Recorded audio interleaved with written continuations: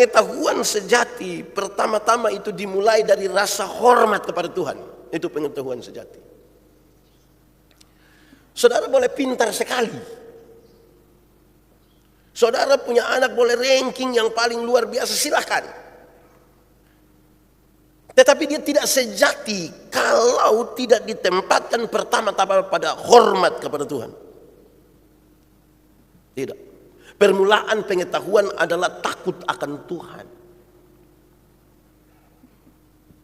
Jadi pertama-tama harus kita taruh baik-baik bahwa pengetahuan yang sejati itu mesti diletakkan pada rasa hormat dan takut kepada Allah.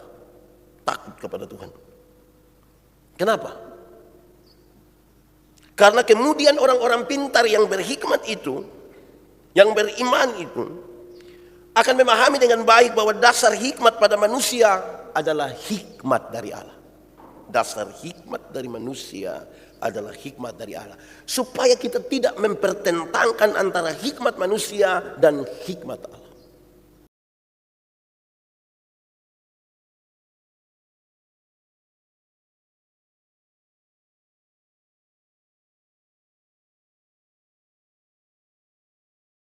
Bapak Ibu saudara-saudara, mari kita siap hati kita berdoa untuk pemberitaan firman Tuhan. Mari berdoa.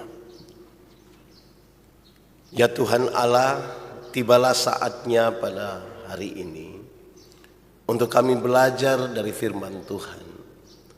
Buatlah kami bisa merendahkan diri di hadapan hadirat-Mu untuk mendengar, merenungkan, dan dimampukan untuk melakukan kehendak firman-Mu atas kami sekalian. Tuhan, tolong jauhkan semua penggoda pencobaan. Kami minta supaya Tuhan terus memberi arti firman-Mu di dalam hidup kami. Dan hari-hari hidup kami biar kami isi dengan apa yang kami renungkan dari firman-Mu. Terima kasih banyak ya Bapa, berkati kami semua. Kami rindu pada firman-Mu. Di dalam nama Yesus, firman yang hidup itu kami berdoa. Amin. Bapak Ibu saudara-saudara, tema kita hari ini adalah berhikmat dalam iman. Dan untuk hari ini kita belajar dalam semangat tema berhikmat dalam iman. Pembacaannya terambil dari Amsal pasal 1 ayat 1 sampai ayat yang ke-7. Amsal pasal 1 ayat 1 sampai 7, sejemput jemaat Tuhan berdiri.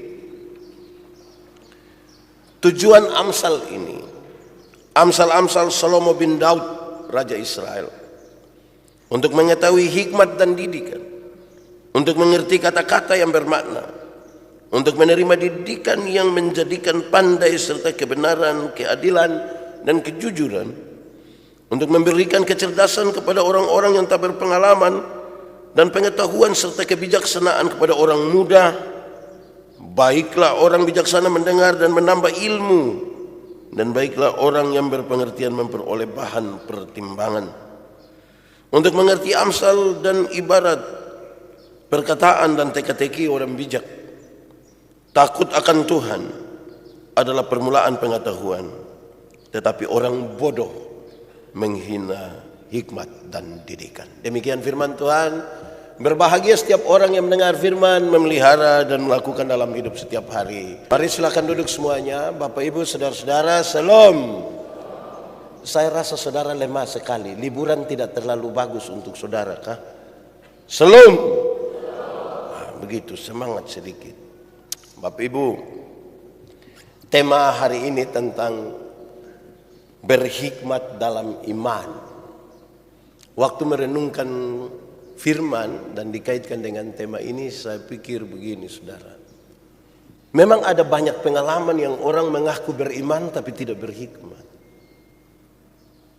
Mestinya berhikmat itu ada dalam iman juga begitu. Jadi kalau beriman itu mesti ada hikmat. Contoh, ada berapa waktu yang lalu tambah dengan yang baru-baru ini.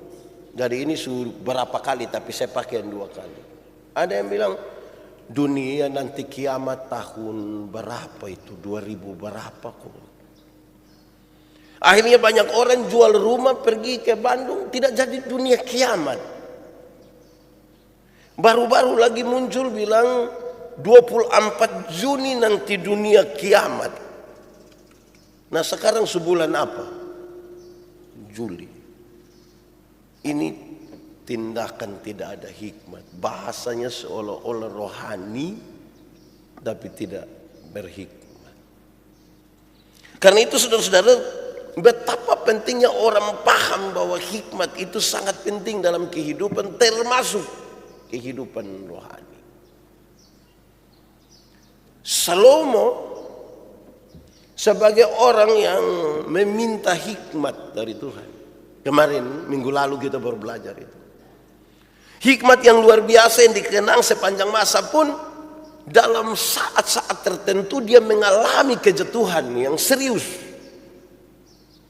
Sepertinya ini orang kok tidak berhikmat sekali. Dia ikut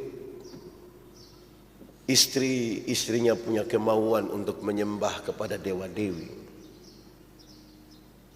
Salomo yang sudah seperti itu saja masih begitu. Dan saya kira ini sebuah perenungan yang baik bagi kita hari ini supaya kita terus-menerus bertanya tentang apa yang kita imani, tentang apa yang kita jalani. Bapak Ibu Saudara-saudara, di bagian awal saya ingin menyampaikan kepada kita tentang kitab Amsal. Saudara tahu banyak, mungkin bisa juga cari di Google di mana-mana. Tapi secara cepat saya mau kasih tahu. Kitab Amsal itu berisi paling tidak 3 hal yang menarik. 1, dia berisi bagaimana orang hidup apa adanya. Orang hidup apa adanya di hadapan Tuhan dan di hadapan manusia, hidup apa adanya saja. Bicara apa adanya, makan apa adanya, bergaul, berkata-kata apa adanya. Biasa tuh yang bikin repot itu kalau kita tidak apa adanya. Kalau saudara itu merasa belum terlalu kuat beriman apa adanya kepada Tuhan. Saya tegur 1-2 WL ketika orang KKR dan saya dan bilang, sudah capek? Bilang, saya baru takut omong saya baru bilang, belum, amin. Tidak akan capek kalau kita di dalam Tuhan. Omong kosong, saudara. Tetap capek. Coba saudara berdiri dari pagi jam 8 sampai jam 6 sore menyanyi-menyanyi. Jangan lelah. Bekerja saudara kira tidak capek. Hidup apa adanya itu lebih baik. Kalau uang 10.000 bisa beli sate kambing, apa adanya sate kambing. Tidak usah berusaha untuk potong kambing sendiri, kecuali kalau ada. Nah itu apa adanya itu bagus sekali, itu realistis itu. Kalau saudara menyapa orang tiap hari ketemu yang shalom, apa kabar semuanya? Nah itu bagus. Tidak usah dibuat-buat ya. Shalom, apa kabar? Lama-lama saudara punya rahang itu akan kaku. Apa adanya. Amsal menolong kita. 2, kitab Amsal itu berisi berbagai-bagai nasihat, berbagai-bagai hal berhikmat yang meruntuhkan ego dari tiap-tiap pembaca untuk bisa hidup secara bersama. Jadi dia punya nasihat, dia punya teguran, kata-kata berhikmat itu supaya yang ego-ego, yang egois, yang suka sombong, yang suka tinggi hati itu dia meruntuhkan itu semua dan bisa hidup bersama-sama. Memang tidak enak kalau kita hidup bersama-sama dengan orang yang egois sekali, hidup bersama-sama dengan orang yang tinggi hati, hidup tidak bagus. Ini kitab maksud supaya kita bisa rendahkan diri, hidup bersama-sama, hidup. Amin toh? Saudara, jangankan orang tinggi hati, saudara. Kita dengan mama mantu saya yang tagal ada libur kok kita tidur mau bangun sedikit 7:30 lah begitu baru bangun. Baru mama mantu sengaja bangun, bakalai anak lain bilang, kamu tidak sama ke mama don dulu. Mama don dulu tuh 1:30 sudah bangun. Wih itu kayak mau cek itu mama mantu kan. Jadi memang ini Amsal ini bagus supaya hidup bersama-sama itu hidup yang baik. Ketiga, Kitab Amsal itu berisi hal-hal yang baik sekali dalam kaitan dengan mengajukan prinsip agar manusia hidup menjunjung tinggi Allah. Prinsip dari menjunjung tinggi Allah itu adalah dia mesti punya rasa hormat, hikmat, iman, dan juga hal-hal yang berkaitan dengan komitmen, menjaga iman, pengakuan tentang pernikahan, lain-lain itu semua dimaksudkan begitu. Itu bagian di mana orang yang punya prinsip untuk hidup tetap menaruh Tuhan Allah di atas. Kan kita mengaku banyak hal di hadapan Tuhan Allah dan jemaatnya. Kitab Amsal kira-kira berisi begitu. Saudara-saudara, ini disampaikan juga karena sebentar sore kan untuk jemaat Gemita Agape ada perjamuan kudus. Supaya apa yang kita mengaku di hadapan Tuhan Allah dan jemaatnya itu sesuatu yang memang kita taruh dia di atas.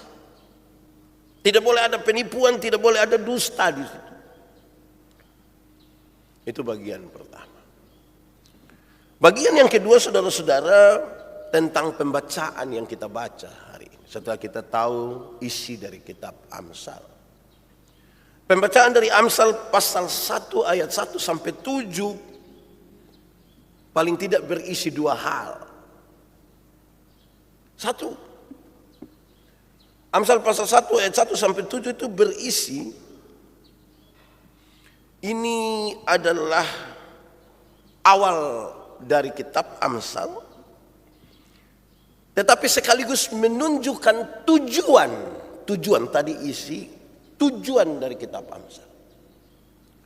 Tertulis dengan baik tujuan-tujuan di dalamnya.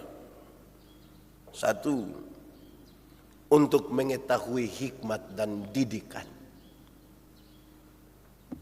Jadi untuk baca kitab Amsal yang panjang itu, saudara, di bagian paling depan dia sudah tulis tujuannya. Supaya orang mengetahui hikmat dan didikan. Kedua, untuk mengerti kata-kata yang bermakna. Sebab kata-kata ini selalu ada makna. Kan itu orang mesti mengerti. Ketiga, untuk menerima didikan yang menjadikan pandai serta kebenaran, keadilan dan kejujuran. Keempat, untuk memberikan kecerdasan kepada orang yang tidak berpengalaman dan pengetahuan serta kebijaksanaan kepada orang muda. Baiklah orang bijak mendengar dan menambah ilmu, dan baiklah orang yang berpengertian memperoleh bahan pertimbangan. Kira-kira begitu. Dia punya maksud untuk memberikan kecerdasan. Dan yang kelima, tujuannya adalah untuk mengerti Amsal dan ibarat. Untuk mengerti Amsal dan ibarat. Perkataan dan teka-teki. Untuk mengerti Amsal, ibarat, perkataan dan teka-teki. Saya kira ini konteksnya sangat Timur Tengah. Dorang tidak bicara langsung. Dorang seperti kami orang Timor. Orang Timor itu kalau dia sementara makan, terus ada orang datang bertamu, pas lihat dia ada makan, orang Timur tidak langsung bilang, mari kita makan, mari kita makan. Dia tidak begitu. Dia akan bicara pakai bahasa Timur yang kira-kira bilang begini, Bapak, Mama, ini datang pas ketemu kita di dalam sungai. Mari kita baku tolong kok kita keluar dari ini sungai. Dia tidak omong makan. Dia pakai semacam kiasan, dia pakai semacam ibarat. Untuk mengerti itu. Kira-kira begitu. Bapak Ibu saudara-saudara, itu bagian pertama dari pembacaan di Amsal 1 ayat 1 sampai 7 berisi tujuan dari kitab Amsal.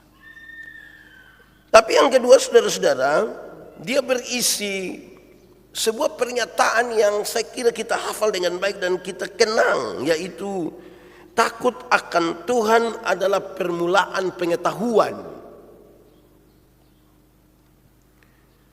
Untuk memperoleh ilmu pengetahuan saudara-saudara, mestinya semua orang mesti memahami dengan baik bahwa pengetahuan sejati pertama-tama itu dimulai dari rasa hormat kepada Tuhan.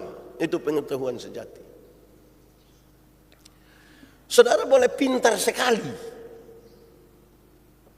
Saudara punya anak boleh ranking yang paling luar biasa, silakan. Tetapi dia tidak sejati kalau tidak ditempatkan pertama-tama pada hormat kepada Tuhan. Tidak. Permulaan pengetahuan adalah takut akan Tuhan.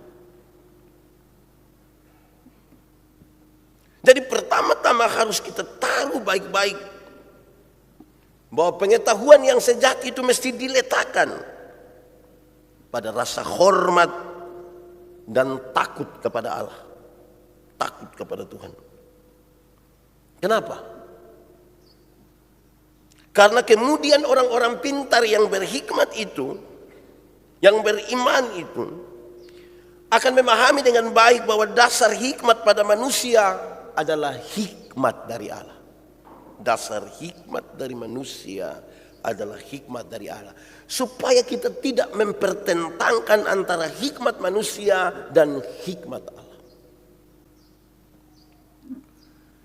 Saya kira ini catatan yang paling baik bagi kita semua. Siapa tidak mau pintar?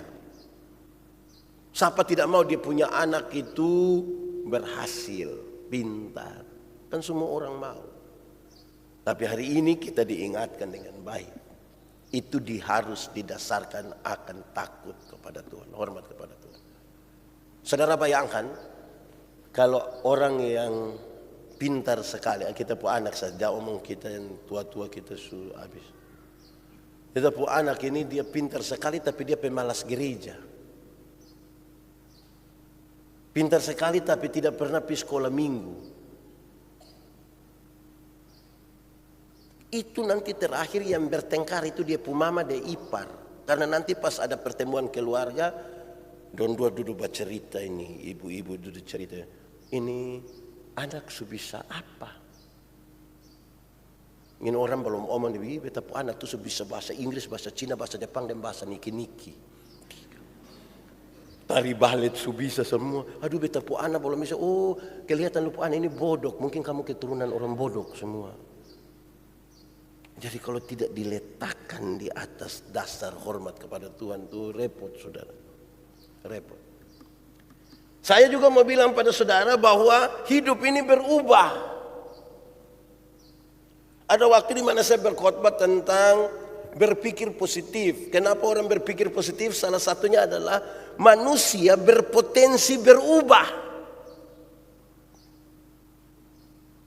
Orang bodoh bisa jadi pintar, orang pintar bisa jadi bodoh. Saya pakai contoh begini. Sekarang ini ada banyak-banyak grup, toh. Grup alumni universitas. Apalah begitu. Grup alumni fakultas. Grup alumni SMA. Sampai sekarang ini alumni TK juga ada di grup. Terus ada yang kasih naik di grup foto dari seseorang. Terus ada yang bilang, selamat ya, selamat ya, selamat ya. Yang satu lihat-lihat, siapa ini? Dia tanya dia yang muat, dia japri dia tanya, kamu selamat apa itu? Kita pun teman ini, sekarang dia sudah jadi sekda. Teman yang mana? Yang itu, yang mana ya? Yang itu, oh, yang bodoh-bodoh itu hari itu, yang saya tolak-tolak di dia pun tes. Saya mau tanya saudara dulu, yang bodoh-bodoh itu hari dia berpotensi jadi pintar kok tidak? Berpotensi itu. Coba yang ranking hanya tagal dia mama itu hari guru di itu sekolah. Menurut saudara dia ada berpotensi jadi bodoh kembali kok tidak? Bodoh. Ya memang apa mesti taruh di atas ini hormat akan Tuhan. Harus. Apalagi saudara mesti tahu bahwa pintar itu terbatas. Kalau kita tidak taruh di Tuhan, pintar itu terbatas. Makanya orang bisa kejar kepintaran. Bodoh itu yang tidak ada batas. Dia meleleh sebegini. Jadi di Kupang ini orang kalau omong lihat orang sudah terlalu bodoh, dia bilang, kalau bodoh ukur-ukur. Bagi-bagi itu bodoh separuh di kiri, separuh di kanan. Kira-kira begitu. Baik, saudara-saudara mari kita belajar. Lalu apa maksud ini semua berkaitan dengan tema kita hari ini. Tema kita adalah berhikmat dalam iman. Satu, orang yang berhikmat dalam iman itu tidak pintar untuk dirinya sendiri. Dia tidak pintar untuk dirinya sendiri. Dia mesti belajar begitu rupa menjadi pintar, tapi kemudian dia menjadi berkat bagi orang lain. Jangan berusaha untuk menjadi pintar bagi diri sendiri. Jadi diletakkan di atas hormat akan Tuhan, takut akan Tuhan. Terus saudara menjadi pintar, itu langkah kedua. Langkah ketiganya saudara harus menjadi berkat bagi orang lain. Itu baru berhikmat di dalam iman. Saudara mesti paham dengan baik bahwa yang bisa rakit bom itu orang pintar.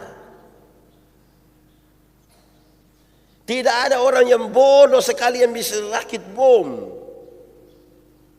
Pintar. Tapi kalau kemudian itu rakitan bom itu dia pakai untuk menghancurkan, nah itu yang dipenaman tidak berhikmat. Tidak berhikmat. Kalau saudara ingin jadi berkat bagi orang lain, saudara-saudara, memang pakai ini kepintaran. Tapi mesti hati-hati ya, karena pakai ini kepintaran ini juga kadang-kadang kelihatan dia jadi berkat, tapi bisa jadi masalah juga bagi orang lain. Saya pernah mengalami masa di mana tidak suka dengar orang khotbah, tidak suka. Ada masa di mana ketika penatua dia akan bangun membawa khotbah, saya lihat dia bilang, kan saya rasa saya sudah tahu. Tidak lagi mau mendengar. Jadi nanti kemudian saya berkhotbah itu hanya untuk mau kasih tahu orang bahwa saya ini lebih pintar dari ini, lebih pintar dari itu, tidak berarti menjadi berkat. Jadi berhikmat dalam iman itu mesti betul jadi berkat. Jangan paksa diri pintar juga. Saya bawa satu kelompok pemuda, kami melayani di Noelaku, di daerah TTS. Ini pemuda banyak acara. Salah satu acaranya adalah pelatihan pembuatan piring lidi. Piring yang dari lidi itu hari kan banyak piring lidi. Maka seluruh jemaat itu sudah mempersiapkan lidi karena disuruh tahu bilang akan ada ini, jadi tolong siap lidi. Hampir-hampir itu pohon kelapa semua di Noelaku dan pertumbuhan di apa hanya untuk dapat lidi ini. Pelatihan orang sebanyak ini.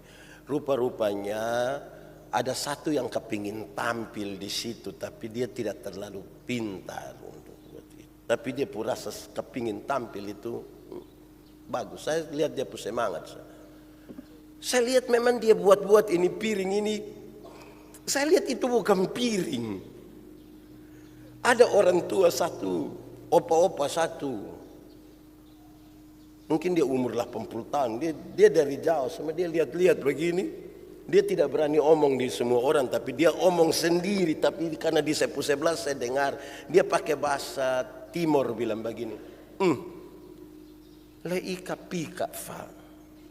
Lei cobe. Dia bilang, ini bukan piring teh, ini cobek. Saya bayangkan kalau saya yang itu orang, saya sudah berhenti latih. Saya sudah berhenti.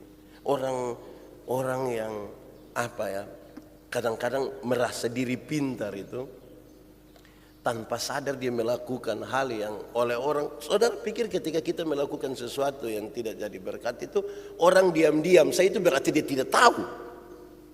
Siapa bilang? Orang ada tahu. Mungkin dia senyum dalam-dalam, dia hanya bilang,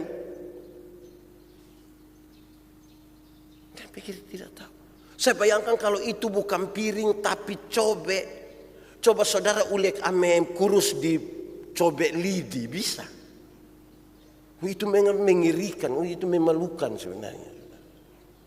Saya kira itu supaya kita lihat bahwa kepintaran itu jangan untuk diri sendiri. Karena dia punya poin yang kedua. Poin yang kedua, saudara-saudara, orang yang berhikmat dalam iman menggunakan pengetahuannya dengan baik dan tidak memperdayai orang lain. Dia tidak menipu orang lain. Ada orang sudah cukup pintar, ada orang punya kegiatan rohani, ada orang bisa mengucapkan darah Yesus berkuasa, tapi dia tipu orang. Nah, itu tidak beriman itu. Simbol-simbol rohani kita pakai semua. Tetapi ternyata kita pakai pengetahuan, kepintaran untuk menipu. Yang begitu tidak boleh. Tuhan tidak mau, dia kasih kita sedikit kepintaran ini bukan untuk tipu-tipu orang. Kan untuk jadi berkat tuh, bukan untuk tipu-tipu. Jadi siapa yang surencana tipu-tipu orang, bertobat sudah. Tidak usah tipu sana, tipu sini. Wih, Pak Pendeta itu orang terlalu pintar. Pintar maksudnya dia bisa cipta manusia jalan pakai tangan dari sini pisau Oh tidak, itu orang itu dia kalau omong apa itu yang salah juga benar. Oh itu bukan pintar. Itu bukan pintar. Itu penipu. Itu penipu. Karena itu saudara-saudara, pakailah seluruh ilmu, pakailah seluruh pengetahuan, pakailah semua hal yang ada pada kita, jangan untuk menipu. Ini juga sekaligus peringatan bagi mahasiswa dorang.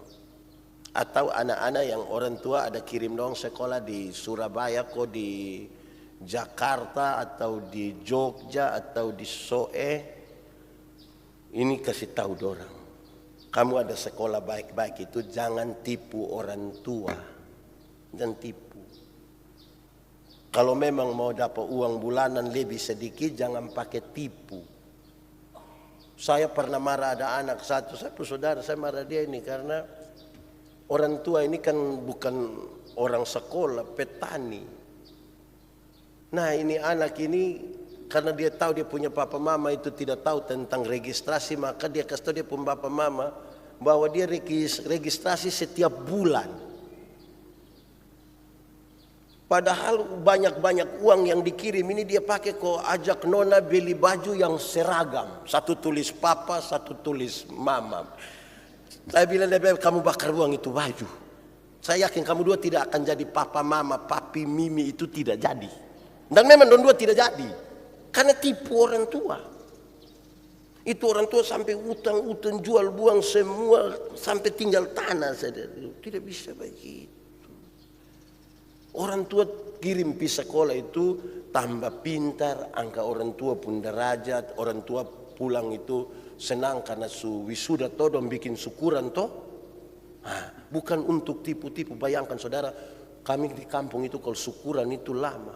Saya biasa nasihat orang bilang, pakai ilmu ini baik-baik karena waktu kamu syukuran itu bahkan babi yang tidak tahu mati, yang tidak tahu apa-apa saya ikut mati gara-gara kamu syukuran. Nah kasihan keluarga babi, tolong sudah berkorban lah baru saudara pakai ini apa untuk tipu sana, tipu sini. Aduh, tidak boleh begitu, itu tidak baik itu.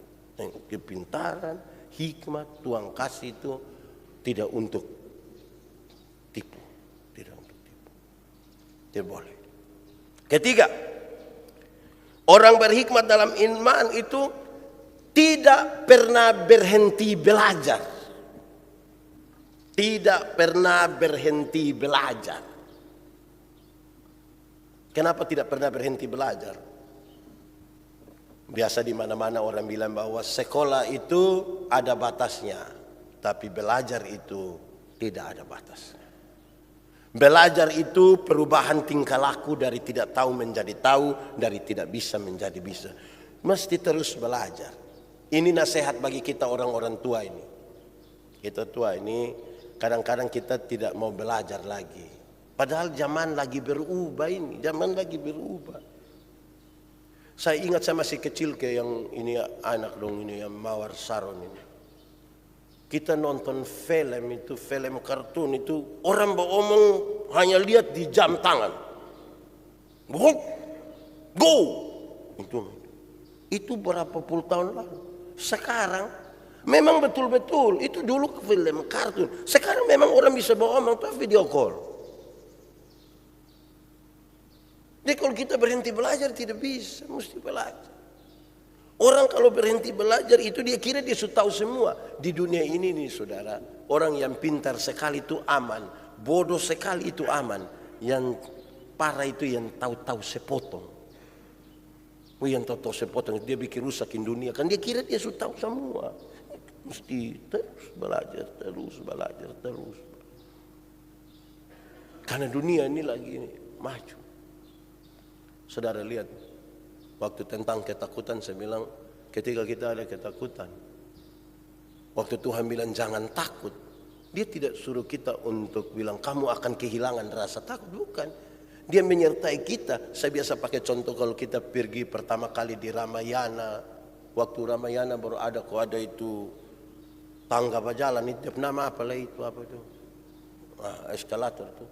Kita bawa tanta don dari kampung kau datang kita bilang tanta naik. Tante, lalu ketika tante tidak mau naik kita bikin apa? Pertama kan kita kasih contoh toh, kita bilang begini tante. Tante biar lebih baik saya naik tangga, saya naik. Dia sudah tidak mau daripada kepala sakit, pegang dia tangan, tarik naik, baru dia kaget. Langsung kita bilang itu toh tante. Aman tuh dia bilang aman. Kalau begitu kamu belanja biar tante naik turun sendiri. Sudah tante naik turun sendiri. Jadi terus belajar. Akhirnya kita tidak tahu tante keluar sendiri pergi di mall dia naik sendiri baru suruh orang bikin video. Kirim di rumah dengan muat di grup keluarga. Kan dia sudah maju satu langkah. Jadi kita yang tua-tua juga belajar juga. Saya bawa materi di Bali tanggal 15 kemarin. Saya bilang begini, hei orang-orang tua, orang kita bertobat sedikit dulu. Berpuluh-puluh tahun anak-anak muda itu, dorang dengan rendah hati dengar kita dengan gaya menyanyi zaman 70. Ku berbahagia. Coba hari ini coba kita rendah hati sedikit, kita belajar dari dorang yang muda yang menyanyi dengan sangat semangat. Ku berbahagia, yakin teguh, pom pom pom pom. Kita coba belajar dari dorang. Jadi jangan berhenti belajar. Belajar terus. Tapi yang orang-orang tua saya sarankan jangan belajar main game. Tidak usah belajar main apalah yang bertembak kau bilang ada musuh di belakang itu jangan, orang tua tidak usah main begitu. Ini sukalah ini barang ini belajar lagi. Teruslah mengembangkan diri. Belajarlah terus. Keempat, orang berhikmat dalam iman menyadari. Berhikmat dalam iman itu menyadari bahwa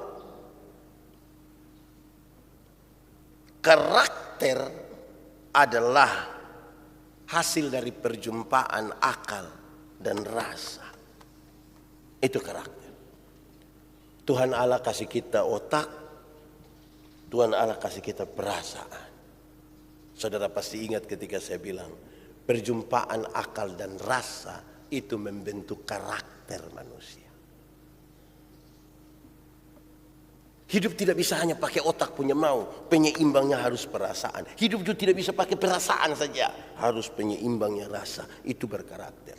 Saudara tahu kenapa Kain tega sekali membunuh adiknya Habel? Karena akal dan perasaan sudah tidak lagi berimbang. Akal dan perasaan sudah tidak lagi berimbang. Dia sudah tidak peduli ini mau saudara kandung kok bukan kok. Dia sudah tidak peduli karena otak dan perasaan. Berhikmat dalam iman itu dia mempertaruhkan ini.